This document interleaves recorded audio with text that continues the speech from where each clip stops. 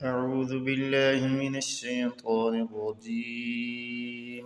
بسم الله الرحمن الرحيم. اقرأ باسم ربك الذي خلق، خلق الإنسان من علق. اقرأ وربك الأكرم الذي علم بالقلم، علم الإنسان ما لم يعلم. كلا إن الإنسان ليطغى أن رآه استغنى. إن إلى ربك الرجعى. أرأيت الذي ينهى عبدا إذا صلى. أرأيت إن كان على الهدى أو أمر بالتقوى. أرأيت إن كذب وتولى.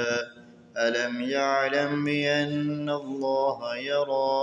كلا لئن لم ينته لنسفعا بالناصية، ناصية كاذبة خاطية فليدع ناديه. سندع الزبانية. كلا لا تطعه واسجد واقترب.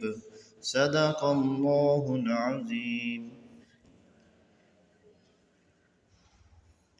बेटा ये आपने सूरत तवज्जो के साथ सुननी है, इसकी मशक करनी है और इसको ज़ुबानी याद करना है।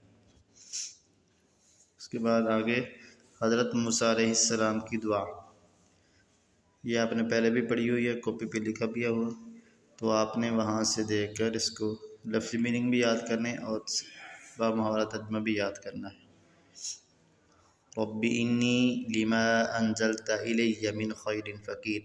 आए मेरे रब, वाकई मैं उस खैर बरकत का मुहताज हूँ जो तूने मेरी तरफ उतारी है। अहादीस नबी सल्लल्लाहु अलैहि वसल्लम। हज़रत मोहम्मद रसूलुल्लाह सल्लल्लाहु अलैहि वसल्लम ने फरमाया, क़ाल अल्लाहु अनफ़िक या इब्न आदम उनफ़िक अलैका। अल्लाह ताला फरमाता है, आए इब्न आदम तू खर्च कर, मैं तुझ पर खर्च करूँगा। ये हदीस अल्लाह की राह में ख़र्च करने के बारे में है। तो आपने इन चीज़ों को ज़ुबानी जो है वो याद करना है तर्जुमे के साथ।